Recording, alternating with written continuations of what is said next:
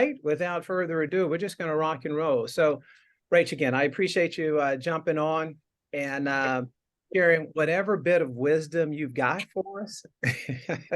And it doesn't matter what it is. So be sure and bring the meat this week. It's on you, sir. Fair enough. What do you, I guess I don't know a lot of the people on here, so I guess I'll just kind of start with my history. So I came from a corporate role, and in 2016 got licensed, and it's been kind of a roller coaster since then. So I currently am a team leader of the housed real estate team, and we're in the Keller Williams Midtown office. There's 11 of us on the team. I'm still very much in production. I like production.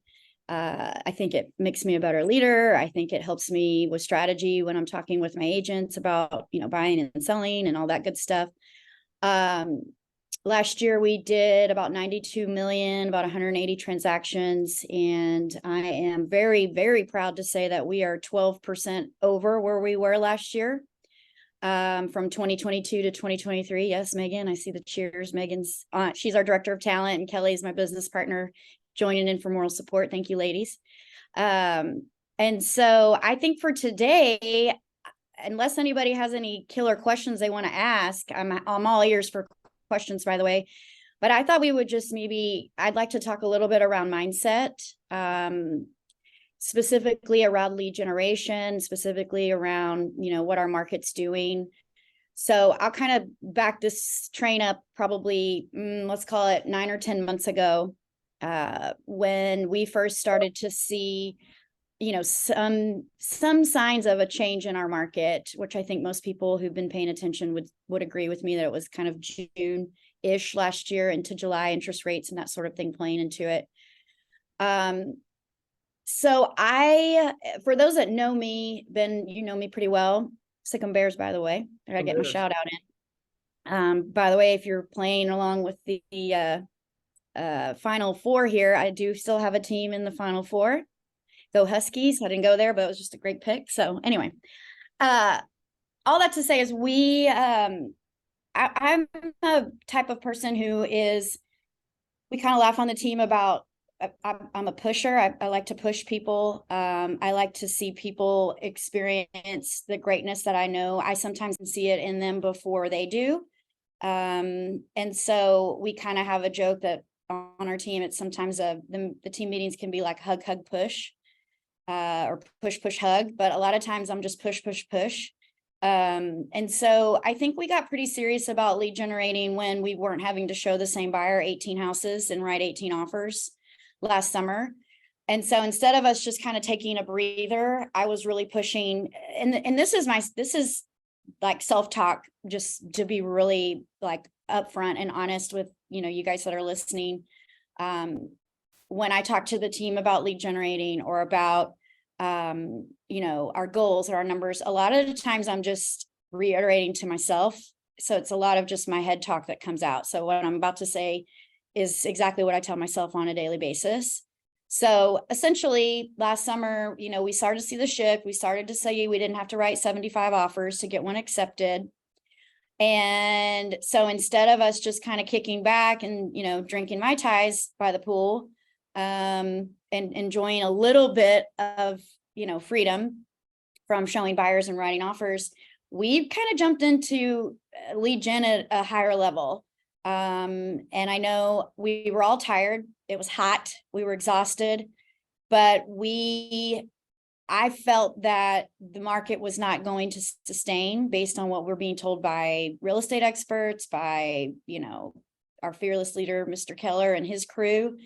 And so we just really lead genned our way to become shift proof is really it.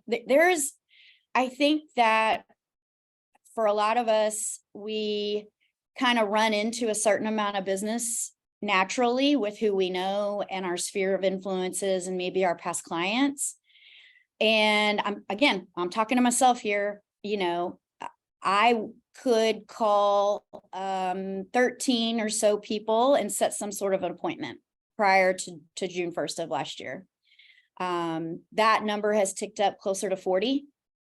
So what I mean by that is if you're not tracking your numbers at a high level, meaning, and it doesn't have to be anything fancy or in a system. Obviously, Command is a great system to track your tasks and who you're calling and that sort of thing. But it can be just like hash marks, like today's, March 28th. I attempted 15 phone calls. I talked to 3 people. I left 2 voicemails. I wrote so-and-so handwritten notes. Like it can be super, super simple. I think as real estate agents, we get hounded with a bunch of stuff that unfortunately is fool's gold, right? Buy this, pay for this lead, pay for this service. You won't have to lead gen. And I am here to tell you that a lot of those things don't work. So I wish I could tell you there was some magic pill you could take and you would close 2 to 3 deals a month. So anyway, going back to the summer. So we just kind of jumped in. We all knew we were going to have to make more phone calls or more touches or more open houses. Or whatever your lead gen lever is, I would say for those on the call that don't have a clear vision about what they do from a day-to-day basis in terms of lead generating, you probably need to sit down with your mentor or your team leader or your coach or somebody and figure out what are your top 3. I mean, I really only have 2 lead gen sources, Sphere and Open House. And obviously Sphere is great because you don't owe anybody money. It's the easiest deals to close. You're not paying for those leads, but they're tricky because you got to be out in front of your people, right? In various ways and out all the time and talking and making sure they understand if they have a question about real estate that they're calling you, even if it's not buying or selling. How I feel like you can judge a healthy kind of real estate business is if your friends and family and maybe old coworkers or past clients are calling you asking for a pest control guy, a fence guy, a roofer. Hey, do you have a resource for this? Because anytime they're thinking about something home related, they're thinking about you. So if your past clients or your sphere of influence isn't calling you a couple of times a week or a month, asking like, hey, do you have a good pool guy, good lawn guy? You might need to be out in front of your sphere a little bit more. And so I'm not trying to be hard on anybody, but it's a pretty good indicator of your health index, if you will, of your sphere of influence. And are they thinking of you when it comes time to talk about real estate, whether or not it's buying or selling, just anything home related. And so as annoyed as I get at those phone calls, because I'm in the middle of something or I'm lead genning or I'm at an appointment asking me, hey, Rach, do you have a fence guy or an HVAC guy? I'm like, yes, I do. Hold on a minute. I mean, I'm not really saying that to them, right? You warned them didn't have a filter. So Absolutely. I feel like That's why you're here. Okay, good. I described you as spicy, and that's what I love about you. You are. So it's a little bit spicy. Yeah, just give it to us straight. No check. I mean, and that's the thing, right? Like, I'm not doing anybody any favors to sit here and tell you, if you're not getting these kinds of calls that your sphere is healthy. It's probably not.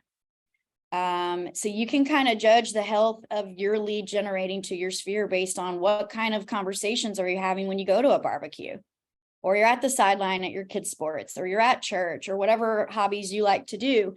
Are people naturally asking you questions about real estate? And if you really stop and be honest with yourself, like, oh my God, no one's asked me a question about real estate in 4 weeks.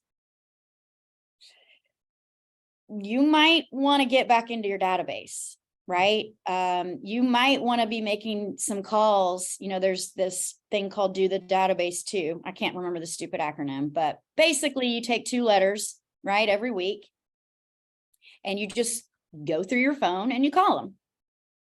And I often get told like, well, that's weird. Okay, well, if your average price point now here in Dallas has got to be 4 something, right? If you think about every time you make a phone call, that's a $12,000 commission. Why the heck aren't you picking up the phone? If you paid me to make 100 calls where I had a chance to make $12,000 every time I talk to somebody on a referral, if you're not picking up the phone, I'll take your database. Megan will take your database, right? We'll pay you a referral. We'll be nice, but we're sharky over here, y'all. I mean, you don't accidentally become top producers. It's grit and it's uncomfortable. And I think the quicker if for those that have done bold, the drunk monkey or that little voice in your head that tells you they don't want to hear from me, I'm going to sound stupid, I'm embarrassed, that you're leaving money on the table. So, for your family, for your budget, for your big why, for your vacation house you want to buy, or your rental property you want to buy, whatever it is, your big why, like, you got to keep in mind, that's $12,000. That's 3% down payment on my first rental property if I can close a deal out of today's lead gen. So I like to play the game with myself that every phone call, how much money, my average price point is close to 900 now. Why am I not making phone calls? Like, what? That's a $27,000 commission, right? So I think when we really dial in, are you really that uncomfortable to leave that kind of cash on the table? You might not be in the right business. Don't tell Teresa I said that. You know what I mean? Like, if you can't have a little bit of uncomfort, this may not be the gig for you. Now, I will say, if you really like cold calling, there's plenty of FSBOs and expireds and canceled. That's a whole other conversation, Ben. I'm sure you have professionals that would love to talk about that. All day, every day. Yeah. I mean, I'll call ones that are in my neighborhood, Right. because I can speak intelligently, but that's not a big source of income for me. No.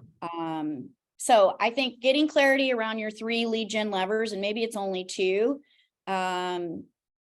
If you're like, what's the lead gen lever? Okay, well, you need to figure out where you're getting your business. Absolutely. And then from there, everything else is secondary. And again, I'm talking to myself here. If I don't make time to lead generate, it doesn't happen. And even the days that I actually make time for it, I'm easily squirreled. Like, I'm the biggest squirrel of all time. Right? Yep. I mean, you're laughing, but I'm right. I know you're right, because I'm there with you, because I'm right beside you. So. I mean, everything I'm saying, this is self-talk in my own head. Like, if you just could put a little microphone in here, well, first of all, y'all would be frightened. But second of all, it's the same conversation we have to have with ourselves. Lead generation is the gasoline. If you want to drive up the tollway and have a nice dinner somewhere, you ain't going nowhere if you didn't lead generate. Your car is not moving. Like, I wish I had some magic answer, but I think the other thing I kind of want to talk about too. So I think it's a mindset game with ourselves, because you'll have a couple of days, listen, everybody that's on this call who's been in the business at least a year or longer, like, this is a hard job. And my favorite is when people look at me at a dinner party and say, this is so great. Just walk beautiful homes and look at great backyards and meet cool people. I'm like, yeah, no, that's like 10% of our job. The rest of it kind of sucks, because it's hard. It's really hard. You're negotiating. You're trying to keep the co-broker happy, the seller happy, your client happy, the inspector happy, the appraiser happy. Like, there's all these people that we're trying to satisfy. And you're doing that if you're doing multiple deals at a time for multiple deals at the same time, right? And so I think if, I don't remember who told me this, is a long time ago, but it may have been Brett Caldwell, who was the old team leader at DPR. And he said something to the effect, and I know we've talked about it on our team a lot of times, like, a lot of people get into real estate for flexibility. Nothing makes me laugh harder when I hear, look at Mr. Markle, he's cracking up. Like, there is no flexibility in real estate. Now you have to plan your own days off. You have to plan kids' sports or your dinners or whatever you want to do, but it does give you liberty, because the sky's the limit. Right. And so with liberty, it's just different between flexibility and liberty. So for those listening, I don't know where everybody is in their business, but if you're new to the business, let's say 2 years or under, the more seeds you plant with your sphere of influence and people, friends, family, old coworkers, the easier year 3, 4, and beyond will be for you. I cannot stress that enough, that if you just get over the awkwardness of talking to people that about real estate or homes or the market or whatever, spiel you want to work on when you're talking to them, the easier your later years in real estate will be. I mean, do you agree with that, Ben? 100%. You know, and again, I'm fortunate, you know, 3 decades in this business. My issue is I've got a pretty healthy database. Mhm. And yet I need to continue to pile onto it because you know, the old rule of thumb was you can expect about a 10% return from that database. So take the Right. total number, right? And even on my coaching call this morning, I mean, I should be somewhere around 110 transactions, not half of that, even as an individual agent. And so I feel like my health score needs to improve. My communication with those folks need to improve. I need to Mhm. constantly be bringing value. And it's just like you said, you know, when I make those calls, it's never about, are you ready to sell your house, right? It's making sure that I stay top of mind and I'm, you know, and I am their value resource. I am their trusted advisor. Call it what you want to, right? I Yep. am the go-to guy. Matter of fact, I'm not a realtor. I am the realtor. That's right. You know, that's my attitude. Again, I'm kind of cocky about that because you are too. And I Yeah. love that. Takes one to know one. Absolutely. And sick and bears. So, well, again, I appreciate you bringing that. You know, all you've done is you've reminded us what we should all be mindful of anyway, right? Everyone on this call outside of maybe one or two, I think Anthony's only been at it, you know, approaching a year. But the majority of folks on the call have all been at it for some while. We Mhm. understand that right now, when we know that the market is delivering less to us, that we don't have to accept less. And one way to ensure that is we've got to step it up. And again, that's exactly what I heard you say. You've increased your lead gen and you've shift proofed your business. And the way you do that is to make sure that I think you're piling on, like I said, you're doing more, expecting less or the same level. And so you've got to Yep. increase that. So again, Yep. appreciate you sharing it. So Yeah, I just want to leave y'all with one thing because I'm because of our team's production, I'm very fortunate to sit on some private masterminds with the head cheese himself, Gary, and Papazan and the other guy. So on Friday they did a 2-hour mastermind. And one of the things he said, yeah, it's awesome. It was a Zoom obviously, but one of the things he said that I think was very valuable to me and that I wanted to pass on to everybody before we go was he said, we're very likely going to feel like things are rebounding. Like for now, like right now, you guys may have had a slow fourth quarter and beginning, maybe January and February are a little slower. And now things are picking up and your first, you might say to yourself, oh, good, things are coming back. He warned us that by the end of third quarter into fourth quarter, it's going to be sad again. And so not to let off the pedal and not to be planting those lead gen seeds throughout late spring and summer when you're busy chasing business, which is a great problem to have, running buyers, putting listings in the ground, that sort of thing. But to be very mindful that you're storing, it's kind of like the ant versus grasshopper. Yes, I've made my team watch that cartoon.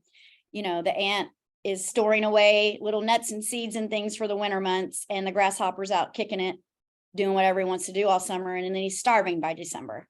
right. So I thought to myself, okay, we're gonna be ants this summer, even if it is feels busy and we're hitting our numbers and all that sort of thing. So that was my big aha from that mastermind on Friday. So I wanted to share that with you guys too, because I don't want to get stuck. Yeah. I don't want to have a sad. It's interesting. It's interesting that that's what you heard. And it's funny, my coach asked me today, what did I hear? Because I was on the call also. And I thought it was interesting that they basically said, you need to make all your money through the end of the third quarter. Mhm. And I thought, okay, it's all about right now. We need the business. We need to front load it because, again, the fourth quarter that they're saying is could be dicey and could be difficult. So again, I'm glad that you and we were hearing basically the same thing.